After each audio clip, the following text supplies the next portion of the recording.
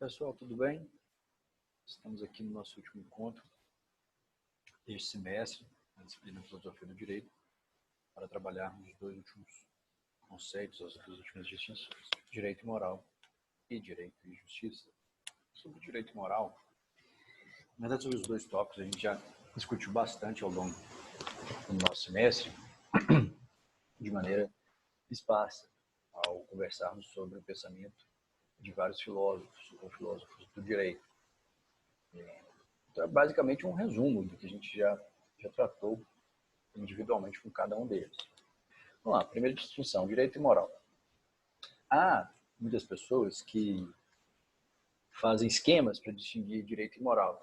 Existiriam círculos concêntricos, então o círculo moral, o círculo do direito, e eles teriam um centro em que a moral e o direito se encontram.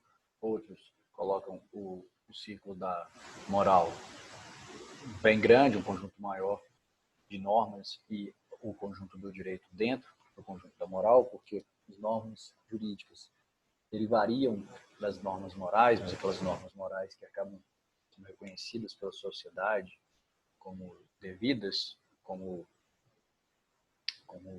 responsáveis por conduzir a sociedade de melhor forma, e normas que anteriormente eram morais, individuais, passam a ser normas coletivas, transformam-se em costumes, por derradeiros costumes transformariam-se em leis. Existe, portanto, essa relação, essa tentativa de facilitar a análise do direito e da moral. Eu não vou utilizar esse esquema de ciclos, vou tratar mais sobre os conceitos, mas se encontra isso com facilidade ao longo de uma breve pesquisa na internet, tá bom? Distinções doutrinárias entre direito e moral. Cronologicamente, como eu acabei de evidenciar para vocês, a ideia é que a regra moral ela seja anterior à experiência moral, e as normas morais são anteriores à norma jurídica. Porque inicialmente se desenvolve uma moral, essa moral caracteriza-se pela individualidade, posteriormente esse indivíduo que observa certas regras morais de comportamento, conversando ali na vida em sociedade, percebe que outras pessoas também têm esse mesmo pensamento, começam a exigir o reconhecimento desse pensamento como lei para ver coercitividade, e acaba que isso se torna um costume e se transforma em uma lei. Exemplo, furar uma fila é ofender uma regra de direito ou ofender uma regra moral. Uma regra moral, não é coercitividade, não é previsão legislativa. Por outro lado, no Brasil, uma pessoa já casada pode casar novamente? Hoje o debate é mais intenso no direito de família. Há quem entenda que no direito de família é possível o que se chama de bigamia. Existiriam os trisais, o pluriamor, relações poliafetivas, porque a moral está modificando. Isso ainda não foi tipificado, isso ainda não está previsto no direito, mas é uma questão moral, porque a moral da sociedade brasileira, as regras morais, os costumes, o comportamento como a gente avalia o comportamento da sociedade brasileira, se modificou. Então, hoje isso não é tão ofensivo quanto... Porque eu não acho nada ofensivo. Há quem acha ofensivo, mas não é tão ofensivo quanto já foi há muito tempo atrás. Para muitas pessoas, como no meu caso, é aceitável que existam as formas mais diversas de sociedade, ou de família, perdão. Porque a família é de cada um tem a sua família, não me interessa a família do outro. Por quê? Porque não, me preocupo com a minha, me preocupo com a sua. Me preocupar com a sua família, e eu que estou... E sou eu que me relaciono com você? Não. Então, quem tem que preocupar com a sua família é cada um, né? Essa é a ideia que a maior parte da doutrina de direito civil, de direito de família, tem seguido, mas os tribunais ainda não adotaram, mas a tendência é que seja permitido. Não sei, né? Agora não sei como está a tendência, não, pensando no espectro político, mas a tendência é que haja uma modificação. E é assim que funciona. Primeiro, há um questionamento moral.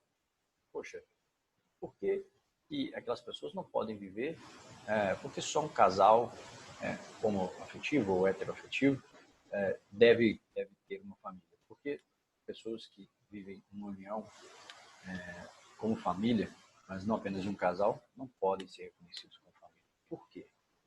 Isso é uma questão moral e vai evoluir e pode acabar modificando a legislação. É assim que funciona.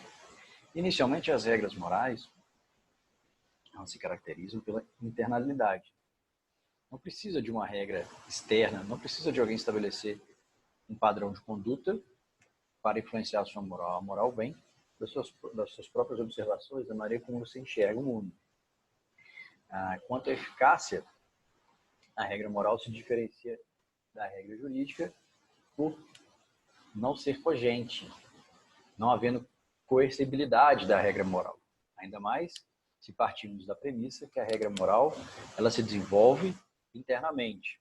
É claro que essa regra moral, reconhecidos, indivíduos que reconhecem suas regras morais em outros costumam se aproximar, transforma-se em costume, uma vez que se transforma em costume, deixa de ter essa conotação subjetiva e passa a ter uma conotação objetiva e pode, ao final, transformar-se em uma norma jurídica.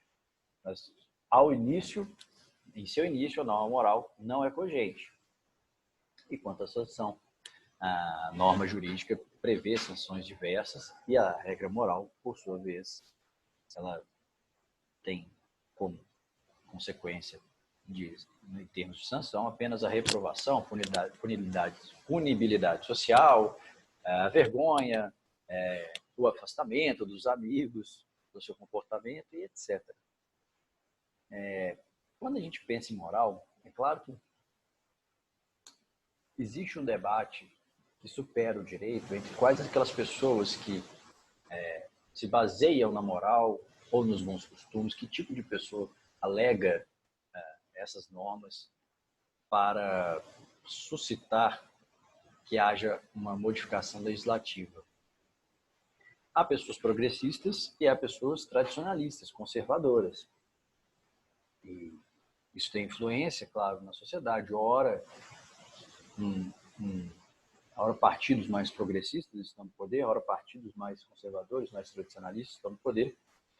E a moral vai ser relevante, porque os progressistas tenderão a buscar a elaboração de leis que modifiquem os costumes. Já os conservadores os conservadores eles pretendem manter os costumes, manter a tradição. Então, é um debate que ultrapassa a mera análise jurídica e alcança o campo político também. Quem defende uma moral mais rígida ou quem aceita que as pessoas individualmente realizem suas atividades sem tanta influência das regras morais. Sabemos que aquele que se pauta pelas regras morais costuma ser uma pessoa que pelo menos na vida de hoje, ela se vê um tanto quanto frustrada, porque a sociedade se modifica muito rapidamente e ela é mais ampla, é mais diversa hoje, muito mais ampla, muito mais diversa culturalmente e também em outros setores do que há 10, 15 anos atrás. Né? A ideia é que haja cada vez maior valorização da individualidade da pessoa e menos influência dessa moral externa, mais da moral interna. Sobre o tema, fazendo uma distinção doutrinária, o professor Eduardo Bittar, na página 870, relata que a isso tudo se acresce ainda a necessidade de segurança jurídica para o direito, fator que propicia a criação de outras necessidades internas ao sistema jurídico, que acabam por torná-lo um fenômeno peculiar. Criação de autoridades, divisão de competências, imposição de formas jurídicas, procedimentalização dos atos, discriminação taxativa de fatos, crimes, deveres e outros. Assim, uma das maiores preocupações do direito, podemos afirmar, que é a segurança jurídica das relações naquela certa sociedade, o que não afeta a moral. A moral, como nós vimos, ela é interna. Se passa a ser uma moral externa, objetivada, coletivizada, já é costume. O costume é fonte de direito. Comparando esses dois institutos, esses dois conceitos, face a face, direito e moral, mesmo aqueles que tentam fazer, que propõem características distintivas, que propõem critérios para diferenciação, costumam reconhecer que há falhas em vários pontos de suas propostas. Por quê? Porque direito e moral têm muito mais em comum do que em diferente. Claro que há diferença, acabamos de ver, veremos muitas diferenças desses dois. Aprofundaremos a análise das diferenças entre esses dois institutos, entre esses dois conceitos, mas eles se aproximam. Eles se aproximam e isso é inegável. E por isso o professor Eduardo Bittar, inclusive, alerta que mais interessante do que diferenciar, tentar sempre diferenciar direito e moral, é entender as imbricações que existem entre um e outro, para que entendamos nossa sociedade, para que entendamos que essa luta, por exemplo, das famílias que vivem não como casais, mas como trisais ou mais, chamado poliamor, elas lutam pelo reconhecimento jurídico da sua constituição familiar. Nós sabemos que, com a conjuntura política atual, dificilmente enxergaremos isso, a não ser por uma construção doutrinária. Na legislação, dificilmente haverá essa modificação. Jurisprudencialmente, talvez, porque existe essa separação entre o Poder Judiciário e o Poder Executivo. Mas será polêmico. Por quê? Por grande influência da moral e não do direito.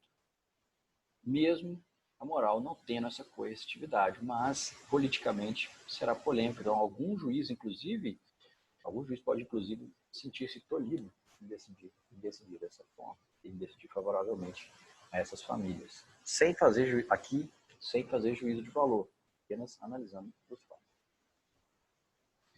Qual é a relação que existe diretamente entre eles? Bom, o direito pode acompanhar os ditames morais ou ele pode ser dissonante da moral social. O direito que acompanha os ditames morais é o chamado direito moral. Por outro lado, temos o direito moral quando ele não acompanha a moral social.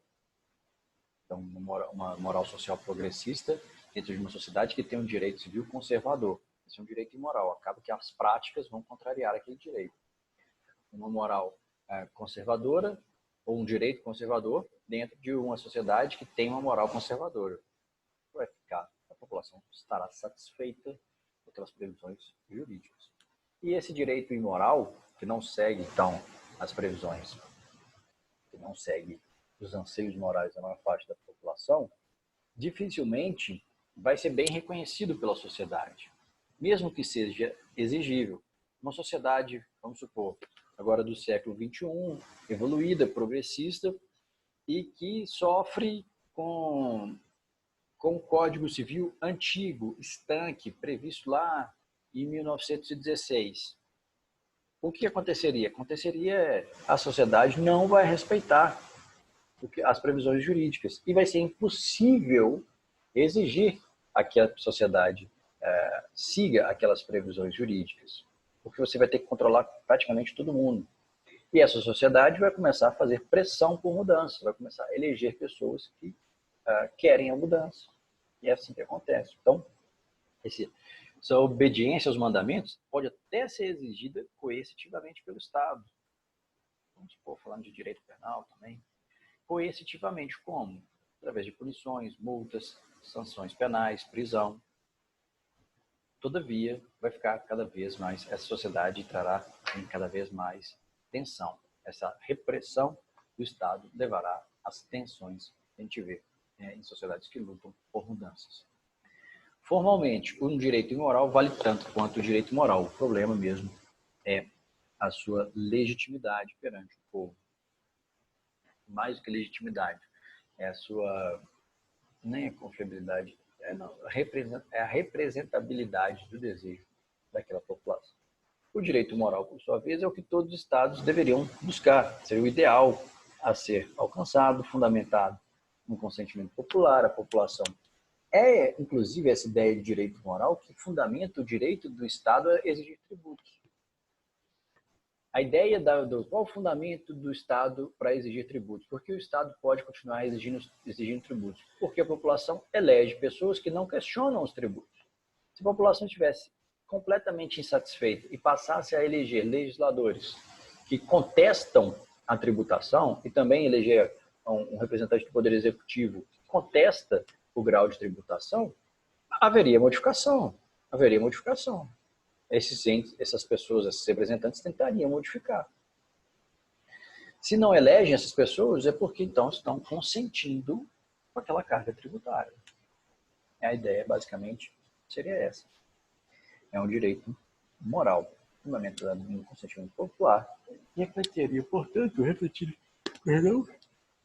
esses valores coletivos majoritários, que encontraria maior legitimidade na população.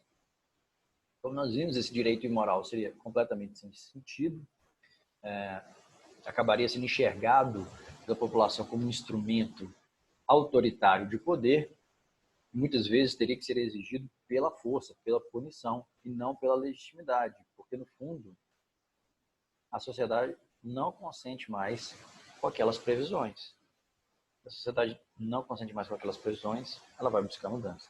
Seja mudança, digamos, progressista, seja um regresso conservador. Acontece, é normal. Temos essa variação entre pensamento libertário nos costumes, pensamento mais conservador nos costumes. Nos costumes é completamente normal esse jogo de variáveis, essa variação de pensamento no poder. Então, concluímos a partir disso que o direito pode instrumentalizar a justiça quando carente de sentido. Então, o direito imoral, ele pode, inclusive, ser exigido pela força. Sim, teríamos que o direito é a ordenação heterônoma e coercível da conduta humana. Se é coercível, pode, portanto, mesmo o direito imoral, ser exercido através da força, dentro dos limites. Vejam bem, a legislação alemã, do Estado nazista, completamente imoral para os nossos olhos. Mas na época, chamaríamos de direito imoral perante a sociedade alemã? Acho que não. Acho que havia o consentimento da sociedade com aquelas previsões, mesmo previsões monstruosas.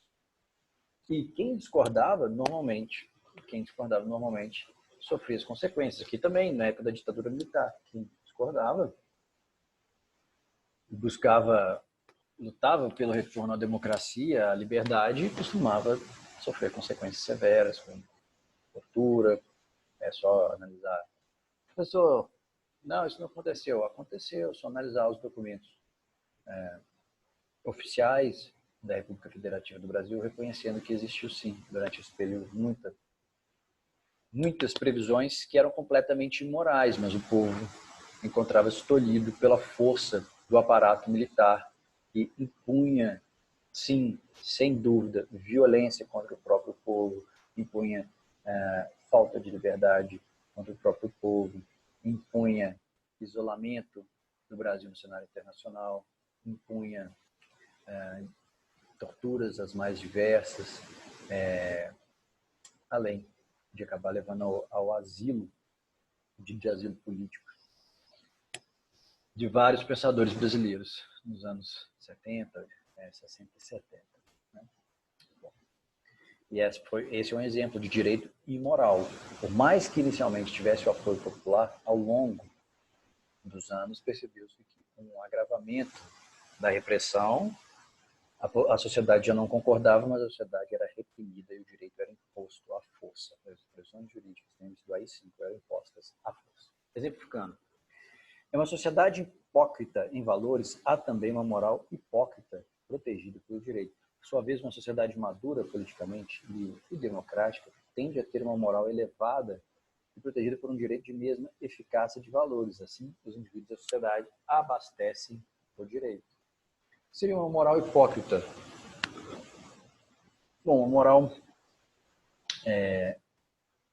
muito crítica àquilo que é diferente, sendo que nos bastidores, na vida privada, a gente sabe que ela é muito mais diversa do que as pessoas tentam mostrar em sociedade. Então, uma moral hipócrita é essa moral que julga aquele que se reconhece e que tenta se mostrar diferente, e enquanto no seio da própria família a gente sabe que há muitos problemas, há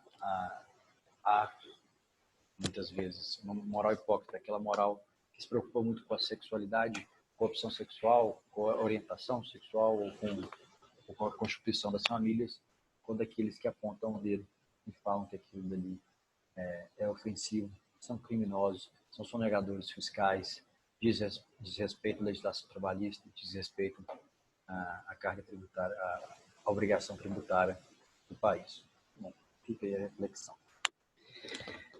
Quanto a direito e moral face a face, continuando, vimos algumas características da moral, por exemplo, a moral ser interna, não ser cogente, não ser coercível. O direito, por sua vez, ele é heterônomo, tem coercibilidade e bilateralidade. O que isso significa? Veremos a seguir. Além disso, o direito ele pode ter várias divisões. Ele pode ser o direito intersubjetivo, bilateral. O direito, perdão, ele é intersubjetivo, bilateral, atributivo, heterônimo, coercível. A moral, subjetiva, unilateral, não atributiva, autônoma, incoercível, legalmente, né? Vimos que a sociedade, é só pensar naquelas novelas dos início dos anos 2000, final dos anos 90, mostravam cidades do interior. A pessoa acabava se mudando de cidade pela repressão que ela sofria pela comunidade local se cometesse algum ato considerado imoral, mesmo que não fosse antijurídico. A moral é autônoma, surge da própria pessoa e existe por si, não precisa de um reconhecimento externo. É subjetiva porque é pessoal, é unilateral porque vem dela, também não depende do consentimento do outro, não depende da relação com o outro. A regra moral, ela pode ser criada, ou o julgamento moral também pode ser criado independentemente do outro. Pode ser em relação a ele, mas mesmo que ele não tenha ciência. É autônomo, não atributivo, teremos essas características a seguir. Então, qual o sentido de dizer que a regra do direito é heterônoma? Bom, ela é oposta à autonomia. Então, elas são formuladas por uma outra pessoa para você. É a comunidade que a formula e aplica para o indivíduo. A regra jurídica sai da comunidade e alcança o indivíduo. A regra jurídica ela é produzida pelo Poder Legislativo, não por você. Lembre-se daqueles imperativos categóricos do Kant. Quem criava o imperativo categórico, você definia o imperativo categórico para guiar a sua própria vida. Aqui a regra moral é criada pela comunidade, representada pelo Poder Legislativo, para imposta ao indivíduo. Por isso ser heterônoma, a origem é diversa. Ela é coercível, a regra jurídica, pois, caso você a descumpra, podem se seguir sanções. Então, o comando jurídico ele pode ser imposto através de força física, pode ser exigido por força física, ou mesmo se desobedecido, não cumprido o comando jurídico, você pode sofrer sanção, inclusive perder a sua liberdade. Tudo certo que essa violência, quem pode exigir através da força física, é o Estado, pois uma das características de um Estado soberano é ter o monopólio da violência em seu território. O direito ele é bilateral, e quando falamos em bilateralidade, significa que para a existência do direito tem que existir ao menos dois sujeitos. O direito existe onde existe sociedade. Não havendo sociedade, não há razão de ser da regra jurídica. Bastariam as regras morais, porque você seguiria independentemente de coerção. Assim, uma das características diferenciadoras entre direito e moral é a bilateralidade do direito em comparação com a unilateralidade das regras morais. Então vamos às características da moral, por sua vez. Se o direito é bilateral, a moral é unilateral. Se no direito há heteronomia, na moral há autonomia e interioridade. É uma questão de consciência e seria inexigível através da força. Assim, o professor Bittar, em seu livro, atesta que se a moral demanda do sujeito uma atitude, solidariedade, seu estado de espírito, sua intenção e seu convencimento interiores devem estar direcionados no mesmo sentido vetorial das ações exteriores que realiza.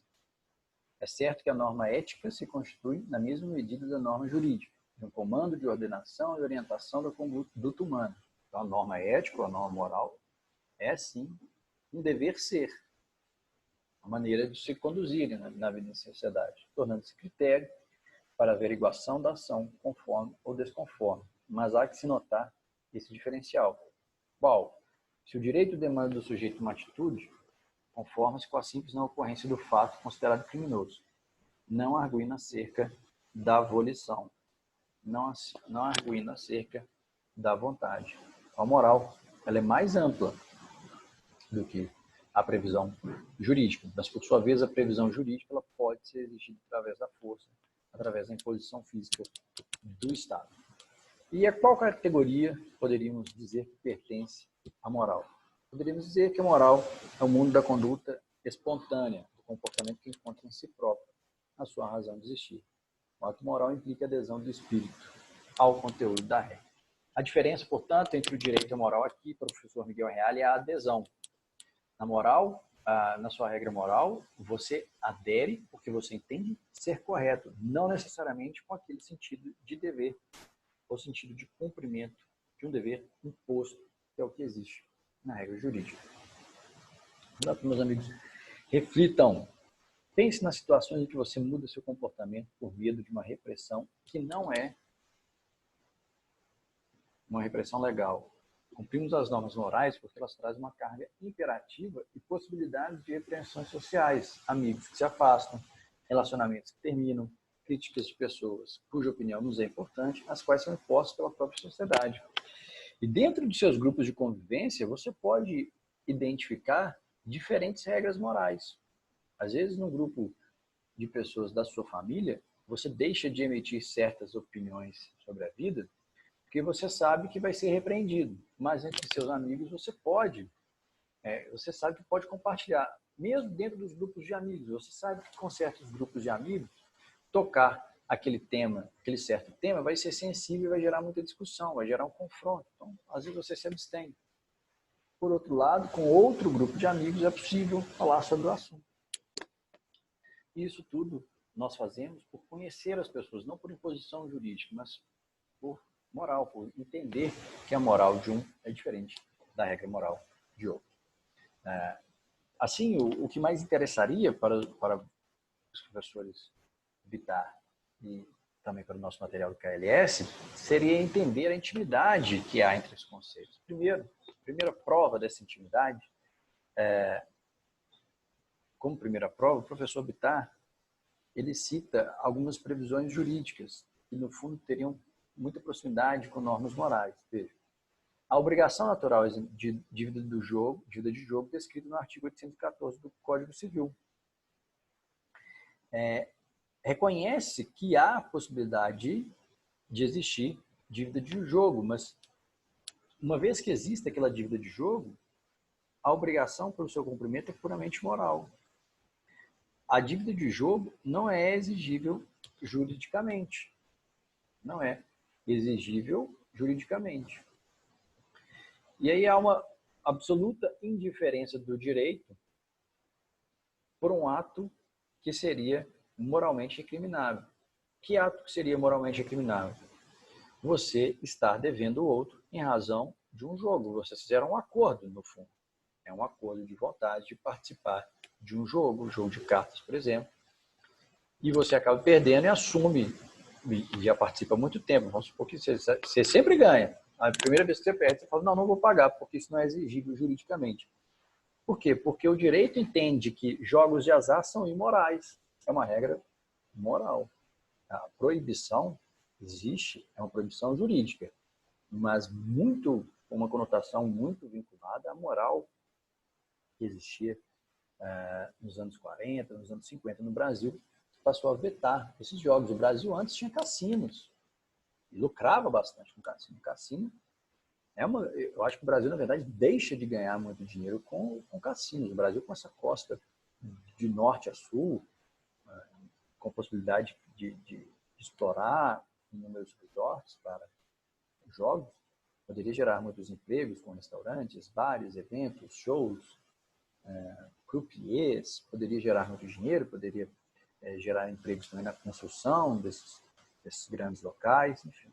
Acho que o Brasil deixa de lucrar, a população brasileira deixa, em razão de uma proibição jurídica, mas que hoje não faz sentido moralmente, porque as pessoas apostam.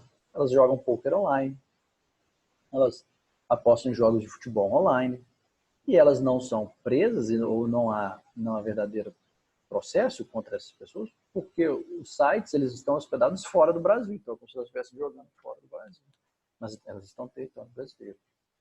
Eu vejo que essa relação ela é muito mais complexa do que inicialmente nos parece.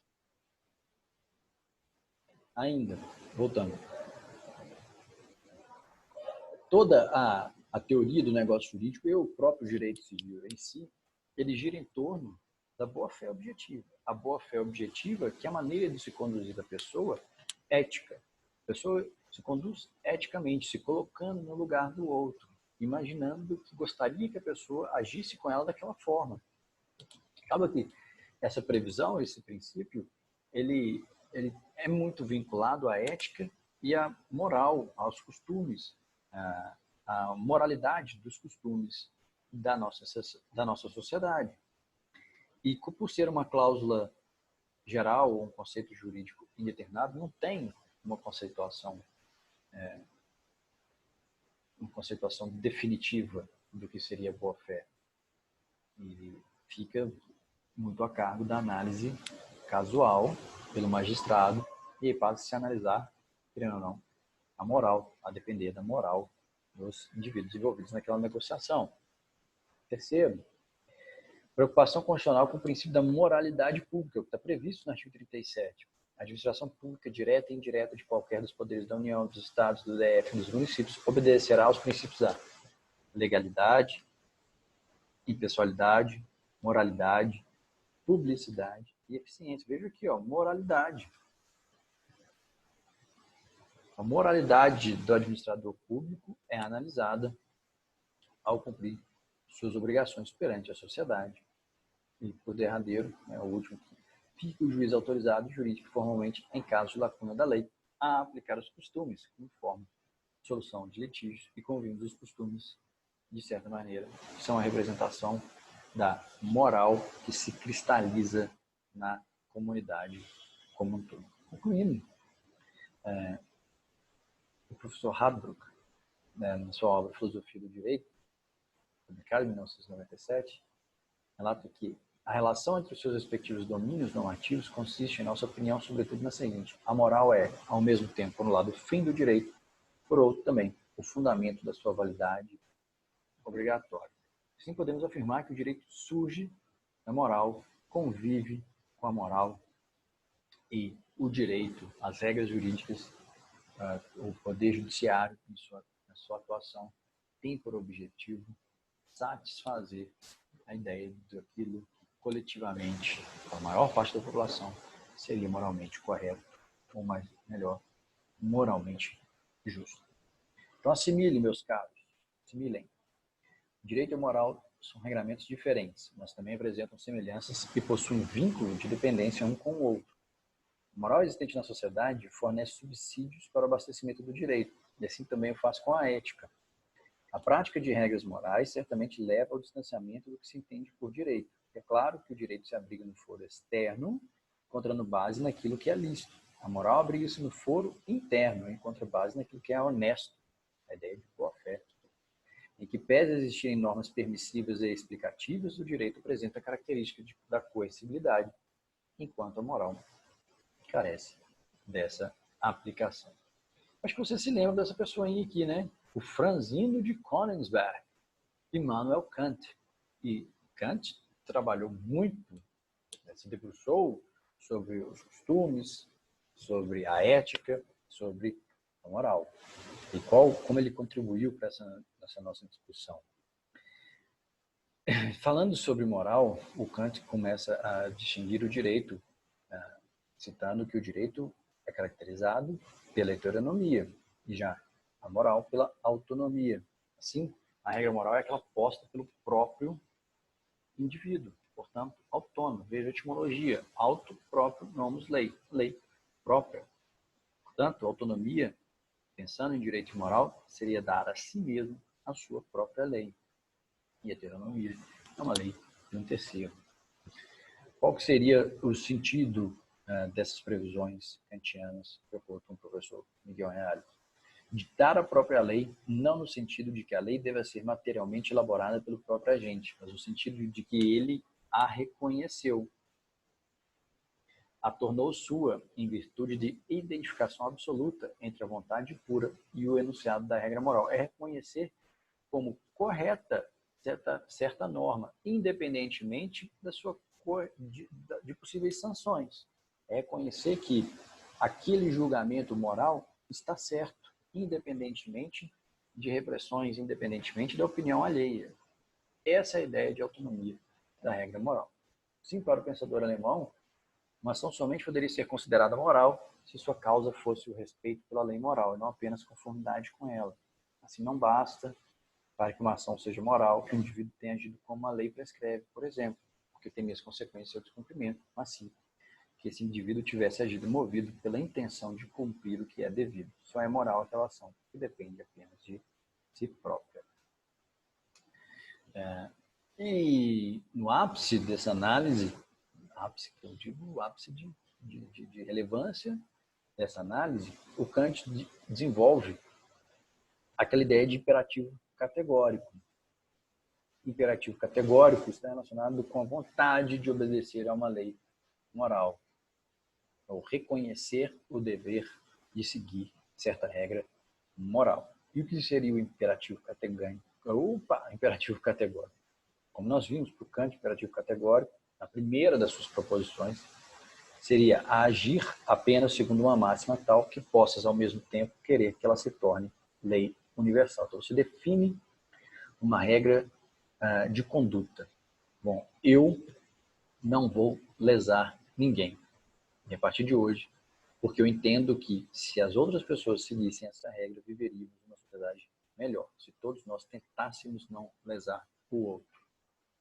E você passa a agir assim o tempo todo. Só que se você for extremamente moral, se você for muito rigoroso com esse imperativo categórico, você vai passar por situações inusitadas, para dizer o mínimo. Você vai passar com certeza por muitas frustrações na vida, porque a vida demanda um certo grau de maleabilidade. Então, o imperativo categórico, em certos momentos, teria que ser deixado de lado para você buscar sua felicidade, digamos. Vamos supor que você se apaixona por alguém que já tem um compromisso. E aí?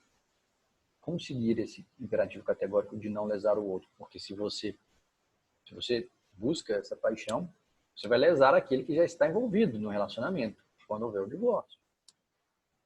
E você vai ficar infeliz, se não buscar essa paixão. Então, o imperativo categórico muitas vezes pode levar à infelicidade. Não façam isso, não se apaixonem por pessoas comprometidas. Mas se acontecer, se você quiser seguir o seu imperativo categórico, pode acabar numa situação frustrante. Você não vai buscar a sua felicidade em razão de sua conduta moral. Você pode acabar ficando feliz em seguir o imperativo categórico, mas no campo amoroso você vai sofrer. Mas essa não foi a única formulação do imperativo categórico. Posteriormente, tratando sobre aquela ideia de objetificação do homem ou não, sobre o homem como sujeito e não como objeto, Kant entende também como imperativo categórico que age de maneira que usa a humanidade, tanto na tua pessoa como na pessoa de qualquer outro, sempre e simultaneamente como fim, nunca simplesmente como meio. Essa também seria uma representação, um pouco mais adiante, do que seria um imperativo categórico para o Immanuel Kant. Exemplificando, o próprio filósofo explica o imperativo com o caso de uma pessoa que se encontra em uma situação em que tem a necessidade de contrair um empréstimo, não tem a intenção de pagá-lo, mas se não prometer pagar, sabe que não emprestarão dinheiro. Se decidisse fazer isso, sua máxima seria: quando julgo estar em apuros de dinheiro, vou pedir-lhe emprestado e prometer pagá-lo, embora saiba que nunca sucederá. Esse seria um imperativo categórico para tal pessoa. Se ela utilizasse aquele imperativo categórico de jamais lesar o outro, ela não conseguiria mentir, não conseguiria pegar o empréstimo e continuar. Ia ter que buscar alternativas para a satisfação de suas dívidas. Bom, o Kant faz uma ponderação aqui, também falando sobre a exemplificação anterior. Vejamos. Pois a universalidade de uma lei que permitisse a cada um que se julgasse em apuros prometer que lhe viesse a ideia com a intenção de não cumprir, tornaria impossível a própria promessa e a finalidade que ela se pudesse ter em vista. Ninguém acreditaria em qualquer coisa que lhe prometesse e rir-se apenas das declarações como de vãos enganos. Assim, é interessante para a vida em sociedade que você respeite as promessas cumpridas. É por isso que é interessante que respeitem os contratos. Não há apenas o interesse privado entre as pessoas dentro de um contrato, porque a ideia do contrato, por mais que esteja relativizada ao princípio do pacto sunt servanda, é que os pactos devem ser observados. Quando as pessoas descumprem os pactos, a sociedade inteira sofre com a insegurança jurídica advinda daquele descumprimento, porque nós passamos a desconfiar da própria força do instituto do contrato. E se a gente não confia no contrato, como que poderemos realizar relações interpessoais sem intervenção do Estado? Normalmente é através de contrato de aluguel, contrato de compra e venda, contrato de prestação de serviço. Se as pessoas passarem a desvalorizar o que as obrigações assumidas pelos contratos, nós teremos uma sociedade em crise. Então é interessante para toda a sociedade que as pessoas cumpram seus contratos pessoais por causa disso. Críticas. É óbvio que o Kant sofreu críticas, porque essa sua ideia de sociedade, de imperativo categórico, seria um idealismo exagerado, um caráter extremamente abstrato e exigiria um rigor de conduta muito grande daquele que escolhe o imperativo categórico. A autonomia pura do sujeito moral levaria também a uma ética individualista. Falando sobre moral. Falando sobre o direito, Kant entende que as regras jurídicas são imperativos hipotéticos, porque prescreve uma ação boa para atingir um fim, e não uma ação boa em sentido absoluto. Assim você respeita o direito, as ações jurídicas, as normas jurídicas existem com um fim que é de organizar a sociedade. Não existem em si mesmo. Além disso, a regra jurídica é heterônoma, como nós vimos, atualmente imposta pela lei, anteriormente costumes e tradições. E dentro dessas críticas,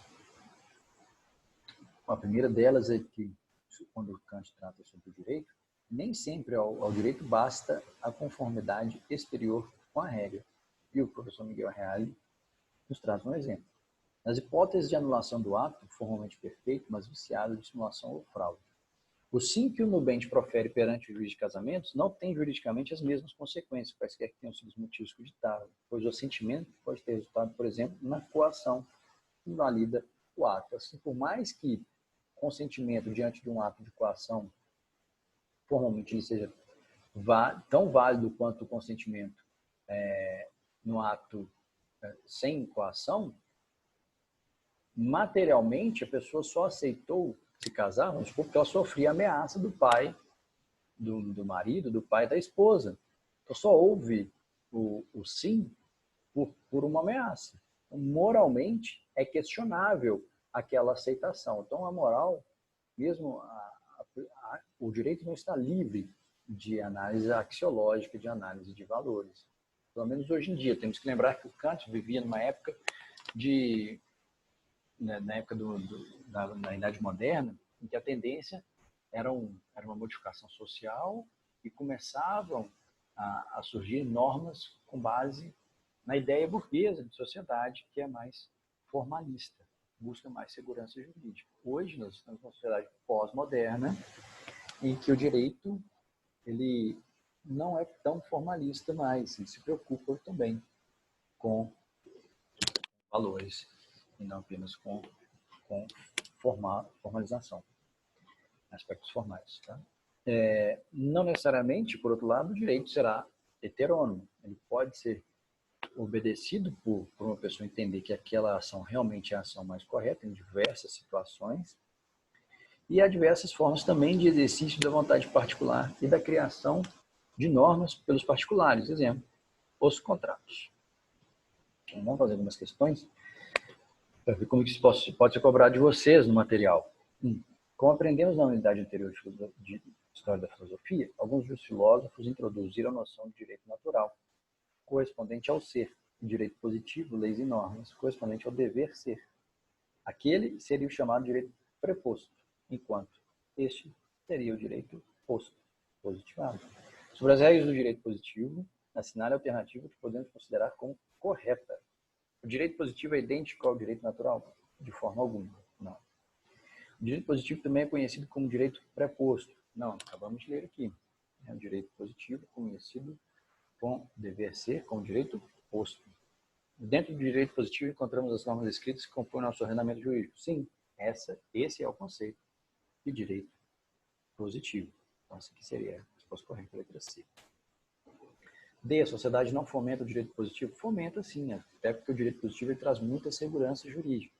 O que a sociedade atual busca é equilibrar a segurança jurídica com o respeito aos interesses individuais e uma menor intervenção do Estado nas relações interpessoais. As regras costumeiras e as tradições não têm nenhuma importância para o direito positivo. Tem sim, o direito positivo muitas vezes deriva de costumes e tradições que são, acabam que são um reconhecimento coletivo de regras morais que somadas, que são a soma de regras morais individuais. 2. Como aprendemos, então, ainda sobre direito positivo. Assinale a alternativa correta quanto às regras do direito e a moral. O direito positivo normativo corresponde às regras do dever ser. Bom, aparentemente é essa a resposta correta. Vamos ver as seguintes. As regras comportamentais são estáticas, não variando no tempo e no espaço. Não, pelo contrário. Elas variam muito no tempo e no espaço. A moral, a regra comportamental, imaginando a moral de uma cidade interior é diferente de uma cidade grande. A moral de uma cidade do sul é diferente da moral de uma cidade do centro-oeste, do nordeste, do sudeste. A moral de um país mais religioso é diferente da moral de um país com menos influência da religião. Então, varia demais. O direito natural não dita comportamento. Dita, sim, comportamentos. A questão é o quanto de direito natural é reproduzido no direito positivo. D. O setor religioso não dita regras para o direito, assim como o setor político. Ditam, sim. Acaba que o setor religioso tem muita influência na produção de normas, porque a religião ainda tem grande relevância para as sociedades, determina, muitas vezes, o que as pessoas vão entender como regra moral mais correta, e isso vai influenciar na produção jurídica. E assim também o setor político influencia demais nas regras do direito. O setor político é quem elabora as regras jurídicas. De acordo com os ensinamentos de Montoro, as normas morais também são chamadas de leis físicas. Claro que não. Claro que não. Então, a letra A, lei física das ciências exatas. Bom, pessoal, assim nós terminamos. Na próxima aula, na verdade, a gente não vai ter a aula de Direito e Justiça, mas eu vou enviar para vocês o material de Direito e Justiça, ok? Bom, vamos fazer o seguinte, vamos continuar. Vamos fazer Direito e Justiça? Será que a gente consegue rapidinho? Vamos lá. Justiça é um valor absoluto ou é um valor relativo? Vimos dentro de justiça esteve, a análise de direito e justiça, a análise de justiça para certos pensadores superpassou todos os tópicos da nossa disciplina. Então, tem o conceito de justiça para os sofistas, para os socráticos, platônicos, aristotélicos e os mais diversos. Lembrando que o trabalho de Aristóteles sobre justiça é muito interessante. Quais são as teorias às quais eu daria mais destaque? Primeiro, a teoria platônica, segundo a qual a justiça é uma virtude suprema, como virtude algo que tem que ser praticado, são atos. Justiça é uma virtude, ou seja, justiça é o ato de ser justo, é praticar o justo. Para Aristóteles, há várias formas de justiça e ele trabalha justiça comparando igualdade e igualdade absoluta e igualdade proporcional. A gente vai ver as teorias aristotélicas melhor. Para os juristas romanos, justiça é a vontade de dar a cada um o que é seu. Dar a um o que é seu. Muito influenciados, os romanos foram muito influenciados pelas ideias do estoicismo do Zenão, de Cítio. A justiça é um valor absoluto ou um valor relativo? Contemporaneamente, a tendência é de evitar o formalismo excessivo do século XX e do final do século XIX e valorizar experiências jurídicas. Aqui, mais uma vez, o contraponto entre empirismo e racionalismo, empirismo e racionalismo. A meta hoje da doutrina e de toda a ciência jurídica é identificar, é levar os magistrados, vejam bem, levar os magistrados a elaborarem decisões materialmente justas. O professor Hein Perelman, professor belga, ele foi professor na Bélgica, se não me engano, ele é de origem polonesa, criticava o positivismo, porque, de acordo com o positivismo, veria na relativação do direito um absurdo a ser combatido. E, para ele, então, o professor Perelman, ele tenta utilizar um método argumentativo para identificar o que seria o justo, definitivamente. E o Perelman, obviamente, ele não admite justiça como um valor absoluto, ele acha, pelo contrário, contrariamente aos positivistas, a justiça ela é relativizada, vai ser relativizada, e é um valor relativo, é impassível de ser definido pelo conhecimento. É impossível identificar justiça a não ser na experiência individual. Justiça como um todo é impossível, e cada um vai ter um conceito, vai ser relativizado o conceito de justiça. Assim, a única saída seria o diálogo, a razoabilidade, a argumentação, e tentar identificar valores mais ou menos aceitos pela maioria da população e aplicá-los quando tentarmos alcançar a justiça. Sim, o professor Perelman, estudar justiça é estudar valores, é debater historicamente, social, culturalmente. Não é tão simples quanto alguns tentam fazer parecer. E o professor Karl Lahrens, ele é citado, ele cita o Perelman e é citado pelo Eduardo Bittar, esqueci aqui de indicar corretamente o caminho, mas está na aula do professor Karl Lahrens, que conhecia muito direito civil. Ele acerta que, de acordo com Perelman, dever-se deitar as mãos à obra no sentido de elaborar uma lógica dos juízos de valor, na qual se tivesse como ponto de partida o modo como as pessoas raciocinam sobre valores. Isso deveria acontecer sob a forma de uma teoria da argumentação. Beleza, vimos a ideia de justiça para o Perelman, principalmente a argumentação, argumentar razoavelmente em cada caso. Para Platão, a verdadeira natureza da justiça é transcendente, e aí seria inacessível para os homens, e aos homens bastaria praticar o que entenderem ser justo. Justiça seria uma virtude, então a justiça dependeria da prática do justo. Para os pensadores da modernidade, é claro que eu coloquei aqui vazio, sem conteúdo valorativo. Tem conteúdo valorativo, mas eles se preocupam muito mais com a técnica. Lembrando sempre que são influenciados pela época, pessoal. Uma época de desenvolvimento da ciência, de retorno ao pensamento crítico. E é uma tentativa de elevar o direito à máxima qualidade de ciência possível, ao máximo cientificismo possível. Ele acaba se transformando em um direito muito formalista.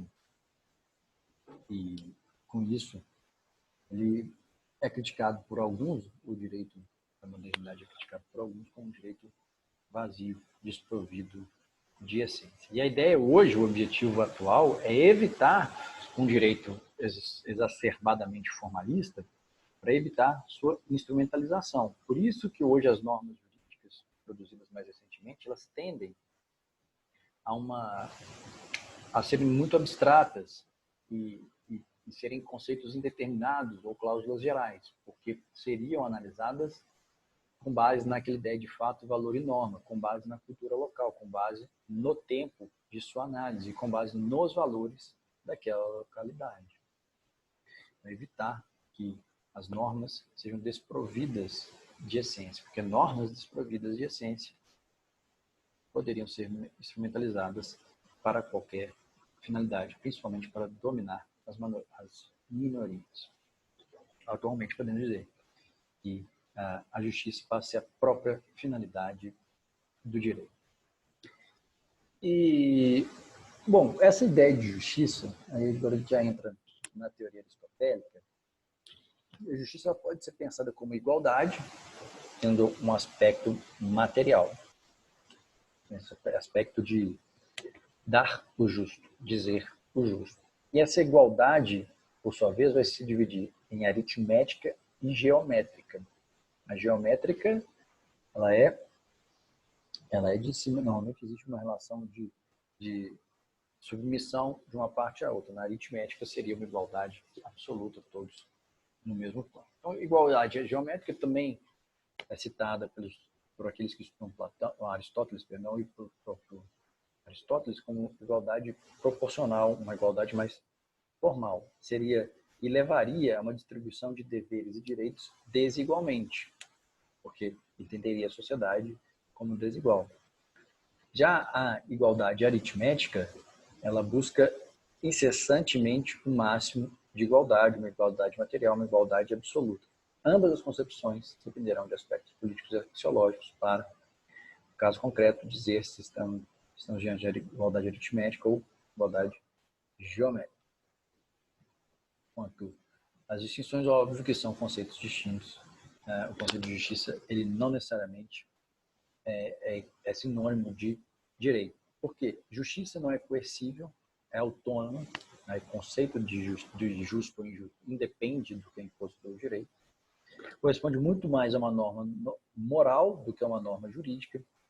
E o que as normas jurídicas tentam fazer é alcançar a justiça, mas falham invariavelmente. Então, mesmo que eu siga o que está previsto na lei, vamos supor, em determinado julgamento, o juiz julgou de acordo com, respeitando o tribunal do júri, no julgamento de homicídio, e condenou certo réu. A família do réu pode continuar achando que aquilo é injusto.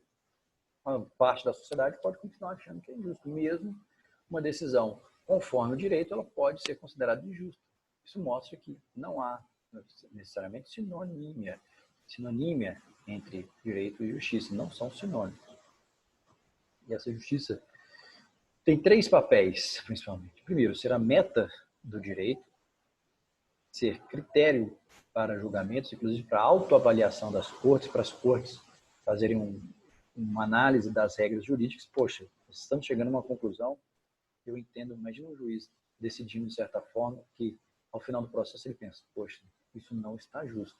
Quando o juiz percebe que aquela decisão não está justa, mesmo sendo aplicador de direito, passa-se a construção de uma nova jurisprudência, uma jurisprudência contrária à lei, e aí passa-se a perceber a necessidade de mudança da própria lei. O fundamento histórico do direito em si é a justiça. Não haveria sentido existir um direito se não fosse para construir uma sociedade justa. Mas é claro que a ideia de uma sociedade justa vai se modificar, como a própria ideia da justiça vai depender do tempo, porque em diferentes épocas, no mesmo local, um ato é considerado justo ou injusto. Vamos supor, matar alguém porque lhe ofendeu. Já foi considerado justo. Passados 100 anos, na mesma localidade, pode ser considerado injusto. No espaço, a justiça também modifica no espaço. Nos diferentes locais na mesma época. O que é justo aqui não é o que é justo em outro local. O que é justo em Minas Gerais não necessariamente é o que é justo em Moçambique. Mesmo diante de um caso concreto muito semelhante. A decisão pode ser considerada justa aqui, injusta lá, e vice-versa. E os grupos sociais, por último fator social, os grupos sociais vão divergir muito sobre o que é justo e injusto, porque têm interesses diferentes. Exemplificando, o professor Fábio Conder Comparato afirma que a lei de Italião, aquela do olho por olho, dente por dente, foi uma evolução humanística do direito penal, uma das primeiras garantias de proteção ao tratamento justo do réu condenado. Isso por quê? Ao determinar a proporcionalidade da pena, em conformidade com a gravidade do crime, proibiu-se o exercício arbitrário da vingança privada, vista em situações como esta. Um homem, tendo sido vítima de roubo, com vingança legítima, mata aquele que roubou e escraviza seus familiares. Há um excesso, né? E poderia retirar uma parcela, por exemplo, roubou-lhe um gado, uma cabeça de gado, ele poderia ir lá e roubar de volta uma cabeça de gado daquele homem. Isso é olho por olho, dente por dente. É melhor do que o exercício arbitrário da vingança privada, que muitas vezes vai ser desarrazoado. E qual é o sentido da expressão justiça? Existe o sentido latíssimo, como entendido como a virtude em geral, ou como conjunto de todas as virtudes, e o sentido lato, sendo justiça apenas o conjunto de virtudes necessárias ao convívio humano, como amizade, veracidade, respeito, no sentido estrito, que consistiria em dar a outrem o que lhe é devido, segundo algum critério de igualdade. Exemplo: se você lesou alguém, você deve indenizá-lo na medida do dano. Se você causa uma lesão a alguém, você deve indenizá-lo, compensá-lo na medida do dano. Isso é uma previsão, é a previsão básica da responsabilidade civil, dos artigos 186, 187, pensando em ambos do direito, com o 927, do Código Civil Brasileiro. Somadas, a regra é mais ou menos essa. Ou seja, consiste muito em dar a um aquilo que é devido. Se você causou dano, indenize na medida do dano. Uma característica importante de justiça é a alteridade. O que significa alteridade? Que, como nós vimos, deve existir ao menos duas pessoas em uma relação quando você analisa a justiça. Ninguém é justo ou injusto consigo mesmo. Não existiria, assim, direito ou justiça sem sociedade. Ainda, podemos falar que o justo é o devido, é aquilo que é obrigatório, aquilo que é exigível e diferencia-se aqui da regra moral, porque a regra moral não exige nada em relação ao outro. Você pode ser grato ou ingrato internamente, mas você está devendo alguém que te emprestou no momento de necessidade. Isso é o devido. E quando falamos em justiça, nós já vimos que o que a gente busca é igualdade, seja igualdade simples, absoluta, ou seja igualdade proporcional ou relativa. Ainda dentro de direito e justiça, quais são as espécies de justiça para o nosso amigo Aristóteles? Primeiro, justiça comutativa, ou, buscando a etimologia da palavra, comutar e troca e permuta. A justiça comutativa ela ocorreria numa relação de igualdade entre os envolvidos. Se eles estão em igualdade, há uma coordenação. Quando que a coordenação? É o que a gente pensa no direito civil, ou assim, envolve particulares que estariam no mesmo grau de condições técnicas, condições mais ou menos, né, condições financeiras, condições de conhecimento técnico. Essa é a justiça comutativa, aplicável normalmente hoje em dia nas relações entre contratos, envolvendo direito da personalidade, direito de família. Assim, ela teria uma natureza essencialmente preventiva, a justiça prévia. Essa justiça prévia igualaria as prestações recíprocas entre as partes, ou essa ideia de que deve existir justiça comutativa, essas próprias partes sabem, têm consciência e aceitam que deve existir uma justiça comutativa, elas não tentam se enganar. Justiça corretiva, por sua vez, também é marcante numa relação de coordenação entre as partes, não de submissão, mas ela retifica as desigualdades nas relações privadas. Quando se aplica a justiça corretiva, é um segundo momento. Havia um vínculo entre as partes e, por alguma infração, suponhamos, aquelas transações que foram estabelecidas aconteceram de maneira perturbada, de maneira a desigualar o que antes estava previsto, desigualar o que antes estava harmônico. É o que acontece nos delitos em geral. Os delitos em geral, as pessoas estão vivendo uma relação de igualdade, essa relação é perturbada pelo delito, vem a justiça, tenta corrigir aquela relação, determinando, não falando aqui no tipo penal, tá? Na ofensa civil. Vem a justiça corretiva e estabelece a necessidade de uma indenização, ou a própria pessoa vai exigir do outro que a indenize. E nessa forma de justiça surge a necessidade de intervenção de uma terceira pessoa, que deve decidir sobre as relações mútuas e o eventual descumprimento de acordo ou cláusulas contratuais. Essa terceira pessoa normalmente vai ser o Estado juiz. Justiça reparativa é um tipo de justiça que decorre da corretiva. O que ela quer é reprimir a injustiça, indenizar o dano. Então, é uma justiça que é corretiva, reparativa, porque está reparando alguém, e se for o caso, inclusive, punindo. De acordo com o professor Bittar, necessária medida de restituição das condições anteriores em que se encontravam as partes antes que fizesse, entre elas, uma desigualdade voluntária. Assim, na justiça reparativa, demanda a atuação do juiz para o retorno à igualdade. A distributiva, por sua vez, acontece quando há uma relação de subordinação entre os envolvidos. Quem que está em uma relação de subordinação hoje em dia? O Estado e os indivíduos. E é o Estado que distribui, o Estado atual, né, pós-moderno, que distribui ou reparte bens e funções segundo os méritos de cada um da sociedade. Hoje nós temos a ideia de que todos devem ter acesso uma possibilidade de acesso a cargos públicos através de concursos. Se há uma ofensa a essa regra, há uma ofensa à justiça distributiva. Houve o exercício da distribuição de maneira arbitrária pelo poder público. Então, é por isso, inclusive, que a gente é contrário, né, a sociedade como um todo é contrária e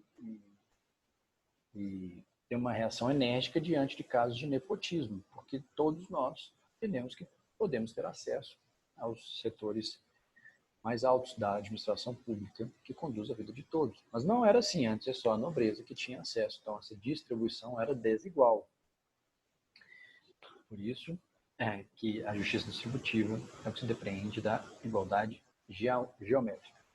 Sobre justiça distributiva, o professor Marcelo Galup, da UFMG, professor também da PUC, entende que seria da ótica moderna um critério de exclusão social, pois confere diferentes valores e direitos às pessoas, tratando-as de maneira diversificada, o que foi, assim, essencial para a existência da polis grega. Neste tempo de igualdade, os homens se distinguem proporcionalmente uns dos outros pelo valor de cada um. Hoje, a ideia de justiça distributiva antes era que havia diferentes classes de pessoas e a cada uma dessas classes caberia certa atuação na sociedade. Hoje a gente não coaduna mais com isso, mas ainda se fala em justiça distributiva, mas mudou um pouco o sentido.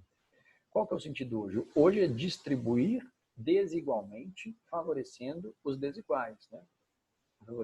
Distribuir desigualmente de maneira mais parecida com aquela segunda proposição do pensamento de justiça do John Rawls, segundo o qual nós temos que nos preocupar em garantir mais direitos e maior desenvolvimento nas camadas menos desenvolvidas da sociedade. Então, quando há uma política de cotas, uma política de possibilidade de acesso para os deficientes físicos, para aqueles que tiveram poucas condições de preparação aos concursos públicos, quando há uma política de cotas, é um exercício da justiça distributiva corretiva da sociedade. Assim, para o professor Montoro, a igualdade que se busca na justiça distributiva é proporcional ou geométrica. Trata-se de repartir ou distribuir de forma proporcional os bens sociais. Não há uniformidade ou quantidades iguais, mas uma igualdade proporcional. Alguns têm que receber mais que os outros. Quem tem que receber mais hoje para a nossa sociedade? Aquelas camadas da sociedade que têm menos. A gente tem que dar mais para quem tem menos e cobrar mais de quem tem mais. Então, a justiça, sem dúvida, norteia a construção histórica dos direitos e é um valor humano profundamente necessário. Lembre-se, pessoal, contemporaneamente, apesar da existência de ideias positivistas permeando a prática jurídica, a meta de toda atividade jurisdicional é chegar a uma decisão justa. Assim, a teoria que busca pensar o que é o direito deve contribuir para o alcance dessa meta, orientada por posições e ideias de pensadores antigos e contemporâneos. Então, finalizando o nosso semestre, vamos fazer algumas questões. 1. A ideia de justiça é muito complexa quando se refere ao seu aspecto conceitual. São inúmeras correntes filosóficas que tentam trazer uma definição sobre o que é justo ou injusto. A evolução do pensamento ocidental ocorreu com base nessas correntes filosóficas. O cenário alternativo representa o pensamento dos juristas romanos. A justiça é uma virtude suprema. Certo? A ideia mais parecida com o Platão. A justiça é a igualdade e a proporcionalidade. Esse é o trabalho de justiça, das distintas formas de justiça no Aristóteles. A justiça só se realiza quando a todos é dada a oportunidade da argumentação. Não, muito mais parecido com o professor Perron. A justiça é a vontade de dar a cada um o que é seu. Sim, a justiça é a vontade de dar a cada um o que é seu. 2. A maioria dos operadores do direito, uma parte da população, acredita que a criação e a aplicação do direito consiste na busca, na descoberta e imposição da justiça. Portanto, um vínculo entre a justiça e o direito. Sabendo que a análise da justiça acompanha o homem e a sociedade desde a antiguidade, assinar a alternativa incorreta quanto ao seu aspecto conceitual. Bom, vou deixar essas duas últimas aí para vocês resolverem, quem sabe não coloca na prova. E até a próxima. Bom, bons estudos. Boa prova, bom final de semestre. Espero que a gente se encontre ainda nesse processo de formação de vocês como profissionais do direito e no meu processo de formação como professor. Muito obrigado e até mais.